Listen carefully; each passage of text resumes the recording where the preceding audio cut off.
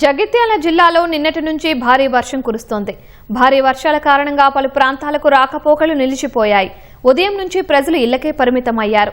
జగిత్యాల జిల్లాలో భారీ వర్షాల పరిస్థితిపై మరింత సమాచారం మా ప్రతినిధి గంగాధర్ అందిస్తారు. జగిత్యాల జిల్లాలో నిన్న రాత్రి నుంచి ఎడతెరిపి లేకుండా వర్షం కురుస్తుంది. నిన్న మొన్నటి వరకు ఆ వర్షం చుక్క కోసం ఎదురు చూసిన జిల్లా ప్రజలు నిన్నటి నుంచి రాత్రి ఎడతెరిపి లేకుండా వర్షం కురుస్తుంది. ప్రస్తుతం మన జగిత్యాల పట్టణంలోని గోవిందపల్లె వాగు వద్ద ఉన్నాము. ఈ వాగు అవతల వైపు ఒక కాలనీ ఉంటుంది. ఆ కాలనీ వైపు వెళ్లేందుకు ఇక్కడ మొత్తం వాగుపై నీరు వారుతుంది.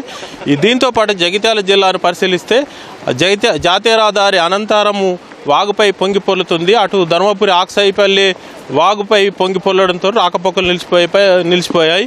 సారంగపూరు, రాయికలు, వెలకటూరు, ధర్మపురి మండలాల్లో భారీ వర్షం కురిసింది.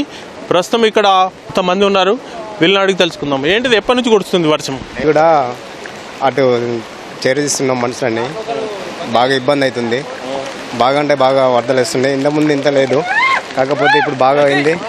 ఆయన జేసీబీలతోటి అటు చేరదీస్తున్నాం. మా పోలీస్ శాఖ తరఫున ఉన్నతాధికారుల ఆదేశాల మేరకు బారికేడ్లు పెట్టేసినాం. బారికేడ్లు పెట్టేసిన తర్వాత అక్కడి వారిని ఇక్కడ వారి రాకుండా మేము సెక్యూరిటీగా ఉన్నాం. ఎన్ని సంవత్సరాలైనా ఈ గవర్నమెంట్ బ్రిడ్జి లేదు, ఏమీ లేదు. ఎప్పుడు కష్టకాలాలు. ఇప్పుడు అవతలకు పోలేము, యువతలకు రాలేము. పిల్లవాళ్ళకి ముద్ద ఉండదు, కూరగాయలు ఉండవు, ఏం ఉండదు. గవర్నమెంట్లు చేంజ్ అవుతాయి కానీ బ్రిడ్జి ప్రతి వరదలకు వచ్చి ఇది చెబుతానే ఉంటారు, బ్రిడ్జి వేస్తాం అని. ఈ రోజుకే దాని అనుకున్న వాళ్ళే లేరు. నిన్నటి నుంచి ఎడతెరిపి లేకుండా కురిసిన వర్షంతో అక్కడ రాకపోకలు నిలిచిపోయాయి.